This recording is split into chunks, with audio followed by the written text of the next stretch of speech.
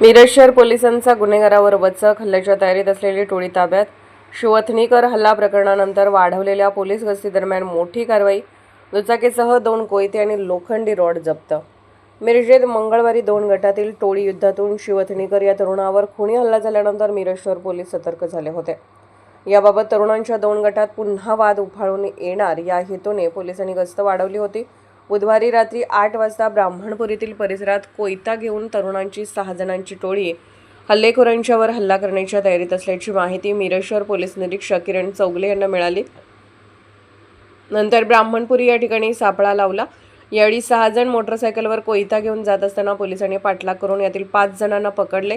गोविंद सदाशिवराव नाईक वय 26 राहणार दिंडीवेस, रिहान तौफिक शिकलगार वय 30 राहणार सतारमेकर गल्ली मिरज, राजू अजिज मुल्ला वय 25 राहणार दत्त कॉलनी मिरज, अनिश अल्ताफ सौदागर वय 29 राहणार शिंदे हॉलजवळ सुभाषनगर आणि अल्फा जखील मुल्ला वय 24 राहणार अमननगर मिरज या 5 जणांना पोलिसांनी ताब्यात घेतले.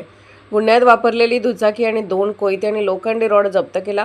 सदर ताब्यात घेतलेल्या 5 जणांना मतीन काझी टोळीवर हल्ला करण्याच्या उद्देशाने हत्यारे घेऊन फिरत असताना फिल्मी स्टाईलने पोलिसांनी सापळा लावून पकडले. त्यामुळे मिरजेत पोलिसांच्या सतर्कतेमुळे खुणांचा प्रयत्न फसला आहे.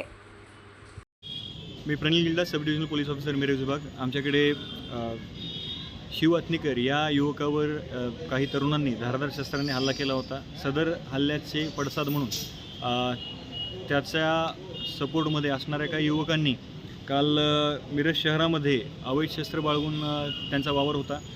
तर झालेल्या घटनेच्या अनुषंगाने आम्ही विविध गस्ती पथके नेमलेली होती. त्यामध्ये मिरज शहर पोलीस स्टेशनच्या पथकाने अतिशय चांगली कामगिरी करून यामध्ये ही जे अवैध शस्त्र बाळगून शहरामध्ये दहशत माजवण्याच्या उद्देशाने फिरणारी ही तरुण होती यांना ताब्यात घेतलेलं आहे. त्यांच्याकडून 2 कोयत्यासारखी हत्यारंसुद्धा आम्ही ताब्यात घेतलेली आहे.